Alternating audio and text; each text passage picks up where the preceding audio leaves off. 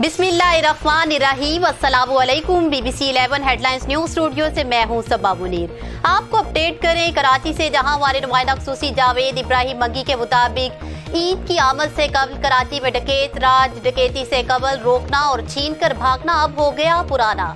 ये वीडियो सईदाबाद के बैंक से 5 लाख की रकम निकलवा कर जाने वाले गरीब की है, जिसे रोकने के लिए सीधी गोली मारकर हलाक किया गया और फिर वारदात की गई। मजीद देखिए ये वीडियो।